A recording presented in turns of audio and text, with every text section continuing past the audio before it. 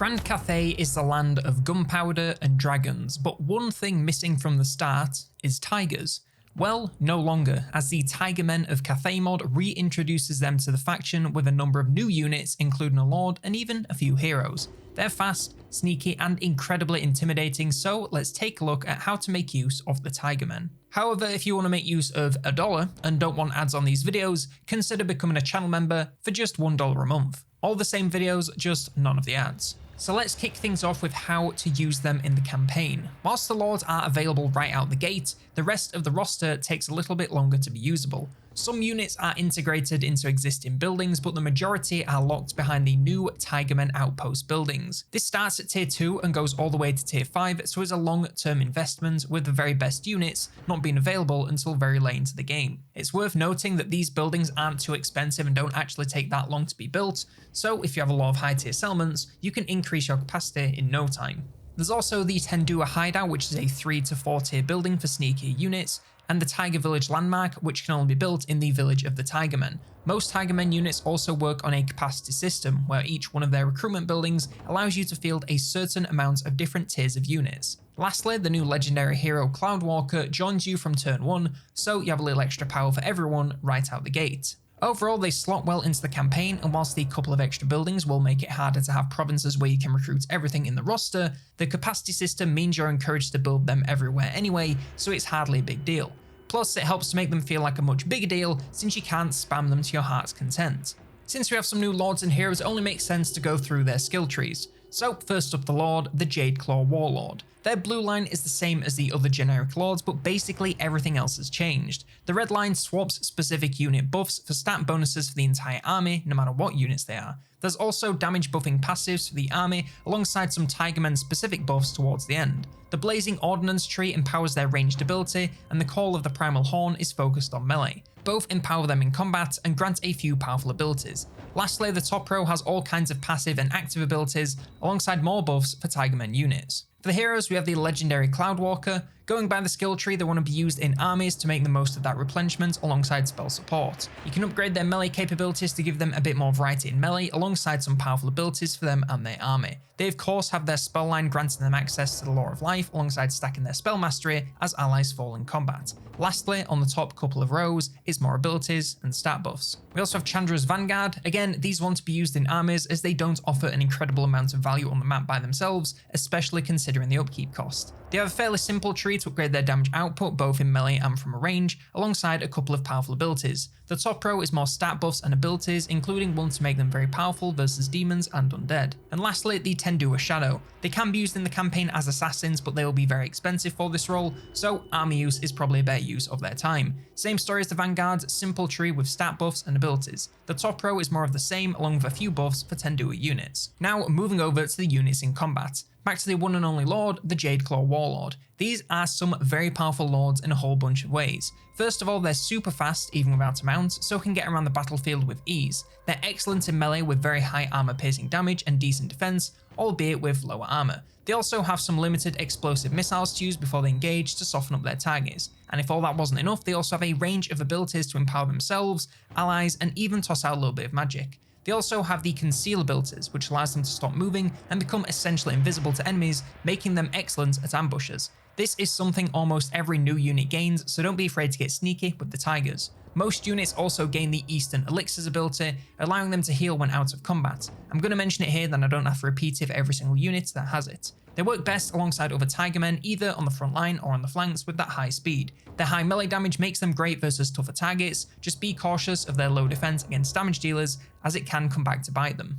As for the heroes, we have the Cloudwalker. This guy is a legendary support spellcaster, which does mean they're not actually the best in combat. They can do some decent non-armor piercing damage, but poor defense makes them an easy target to take down quick. On the magic side of things, they have the Law of Life, which is a top tier law of magic full of healing, buffs, debuffs, and damage. Alongside this, they can also use 3 bound spells for a little extra damage. They're a great supportive spellcaster, best used from the safety of the backlines and avoiding combat at all costs. Whilst he can do okay versus very weak units, it's almost always not worth the potential damage coming back. Chandra's Vanguard are heavily armoured hybrid battlers with lots of ways to deal damage during combat. First off, they're decent but not great in melee with non-armor piercing damage, but great melee stats and high armor. From a range, they again deal great non-armor piercing damage, but as with all explosive damage, the lack of armor piercing rarely means he won't be racking up a ton of value when aiming at clumps. They can also use bound magic missiles for even more damage, and summoning war beasts to aid them in combat. On top of all of this, they also have some very interesting support abilities. A couple of auras to counter demons and undead is great, but they can also choose to freeze themselves in place and stop attacking to massively buff nearby allies, making them extremely tanky. Doing this makes them extremely vulnerable both from the lack of movement but also the severe stat penalties they inflict on themselves. However, in the right situations, it can bring a ton of value to make all nearby allies extremely tough to hold back a major threat. All in all, they're great heroes to have in an army, both for the high potential damage and the option to buff allies in such a major way. Next up, the Tendua Shadow. These are another great hybrid weapons unit, but it's a lot more on the sneaky side of things. They have good speed and decent non-armor piercing damage both in melee and from a range. Melee first, and it's another unit with good melee stats if a tiny bit vulnerable with a lack of armor. However, the Weeping Blade allows them to heavily reduce enemy armor, making them real assassins against those tougher targets. From a range, it's anti-infantry poison damage from a relatively short distance. This is great for softening up targets before heading into melee, or just keeping key targets poisoned and weak for the rest of your army. Lastly, they have powerful abilities to increase their damage as they rack up kills, heal when out of combat, cast magic missiles, and deal major damage to lords and heroes under half HP. They're best used on the flanks to focus down key targets, either with weakening poison or devastating melee, both of which work best versus infantry. That said, racking up some easy kills to stack their damage wouldn't be a bad idea, so it gives you a lot of options. Moving over to the melee infantry, we have the Daggers and Chakram's Tigermen. Continuing the theme of hybrid weapons units, they come with decent melee power alongside some ranged capability. The melee side of things is okay, but nothing crazy, with moderate attack and defense alongside non-armor piercing damage. This, combined with their low armor, makes them a little risky to use in melee against anything that can throw damage back at them. Ranged is also non-armor piercing, but they have medium range and a good bit of ammo, so can keep skirmishing all battle long, especially with their higher speed. I'd use their vanguard to sneak around enemy flanks and either fight into the backs of the front lines to break their spirits, or head into melee versus weak ranged units that can't defend themselves as well. Just avoid beefier one-on-one melee encounters as they will rarely come out on top. We also have shields and bows Tigermen. These drop a little attack to gain more defense, armor, and a bronze shield. This all makes them feel a little tankier from all kinds of damage, but they're still not a line holder of any kind. Their range damage gains increased range and damage, but can no longer be used on the move, making them into more of a standard backlines ranged unit. They can still use Vanguard and their speed to sneak around for flanks, but if they get caught out, they won't be able to fire whilst retreating, making this a little bit more risky. They can still be used to take on enemy backlines fairly well if that's what you need, just make sure when you set them up for ranged, you put them in a position to succeed, where they won't be interrupted anytime soon. And we also have Spears Tigermen. These fall somewhere between the two as they drop the shield and a little range along with most of the other stats to gain bonuses versus large for both melee and range damage. This makes them a little bit more specialized as against non-large targets, either of the other two will do better at both melee and range. However, against the right targets, that bonus can add up to make them great monster or even cav hunters if you can slow them down enough to catch up. They still have decent defense, so won't go down too quickly. However, they cannot fight on the move, so if you want to pick units apart from a distance, make sure they have a good angle with their shorter range. We have the Great Swords Steel Pelt Tigermen. They actually have the same melee stats as Daggers Tigermen, but almost everything else changes. They drop quite a lot of their speed to still be fast, but nothing out of this world for an infantry unit. They also drop most of their charge bonus and almost all of their ammo. Ranged is now a one-time use before lines clash to soften up their targets with explosive fire damage. In melee, they gain a good chunk of armor piercing damage and a ton of armor, making them decently tough and deadly against tankier targets. I think the best way to use them is either embedded in your existing front lines infantry or sending them to flank to sandwich enemy front lines. Their lower melee stats make them a little risky to rely on as line holders, as they'll neither keep themselves alive nor tear through enemies quick enough to make it work. We also have Halberds Steel Pelt Tigermen. These drop some attack and damage to gain a little more defense and a bonus versus large. This obviously makes them better suited for taking on larger targets, but other than that, they're mostly the same. They'd be slightly better line holders than Great Swords, but I still wouldn't rely on them to that degree. Even ignoring the capacity system, the defense is still moderate at best, and their small entity count will allow them to be swarmed by most standard infantry. Use them similar to the last unit, but just focus more on larger targets. And we have the Shields Steel Pelt Tigermen. They drop a bunch of armor piercing to gain even more defense. This is as good as it's going to get for line holders in the Tigermen, but to be quite honest, I don't think I'd recommend using them. With a unit that has as small a capacity as this, I want them to bring a lot more value than standing there holding units still. Dragon Guard or even Jade Warriors can do that, so I'd rather use my limited numbers to bring some powerhouse damage. They're not a bad unit by any means, but to use them well, you'd need a lot of them, and in my opinion, it's a teensy bit of a waste. We have Tendua Assassins, going back to some hybrid weapons, and these are very similar to the Tendua Shadow heroes, and that means strong at both ranged and melee. armor reducing melee and poisoned range alongside plenty of anti-infantry, and of course super sneaky with vanguard and high speed. Use them similar to the heroes but with a lot higher of a fire rate.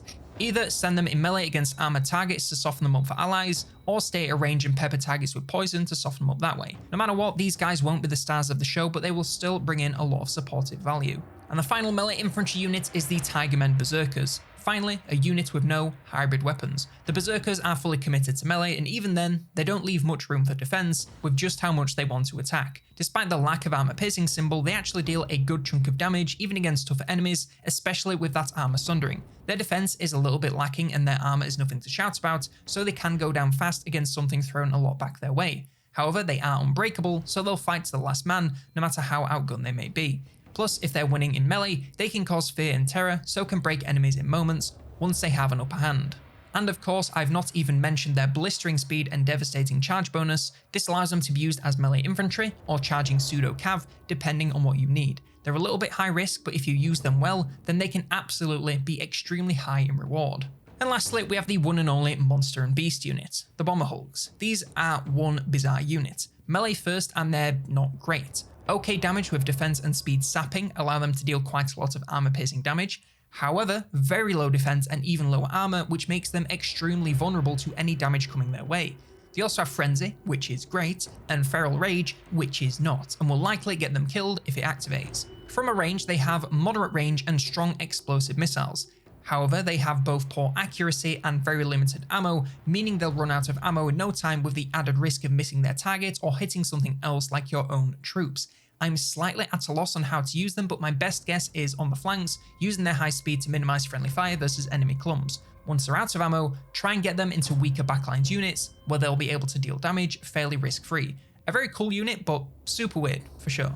And now to wrap up with a little bit of a mod review. For such a small mod, it's impressive how much of an impact it can actually have on your game. In the campaign, you're thinking a lot more about cramming as many of their buildings into settlements as you can to increase your capacity, and building armies around these new powerful units to make the most of their capabilities. It's a great choice to have them be their own building and a capacity system, as it shakes the game up if you're bored of Cathay, and makes them feel a lot more like special elite units you want to use sparingly in armies. Speaking of the units, they are pretty damn strong. Granted, some of them require specific targets and situations to really come online, but nevertheless, it's a very powerful set of units that will be welcome in any army at any stage of the game. Cathay in vanilla tend to have a fairly standard defensive army posture with tough front lines and powerful ranged units hidden at the back to pick enemies apart from a distance. With these new units, they can take on a much more offensive strategy where they want to bait enemies into melee as quickly as possible to leave their backlines exposed for a flank from your speedy Tigermen. If I was going to nitpick, I'd say there are a lot of units that tend to play pretty much the same. All the Tigermen and all the steel pelts come in a lot of flavors, and they're either going to be embedded in the front lines or going for flanks. There's nothing inherently wrong with this, it's just something you'll notice when you start to use them in battles. Still, they're more than welcome in any army and act as a real powerhouse pillar if you build around them. I like that they're not meant to be your entire army, even if you had the capacity for them. It lets them keep that special feeling all through the campaign. But what I want to know is, what do you think of the Tigermen of Cathay? Are they everything you hope they'd be, or would you like to see something different if we ever get that coveted Monkey King DLC? Let me know in the comments below. Like the video if you did, subscribe for more, and if you want more Warhammer 3 mod videos, then check out this one, all about the dwarves in SFO.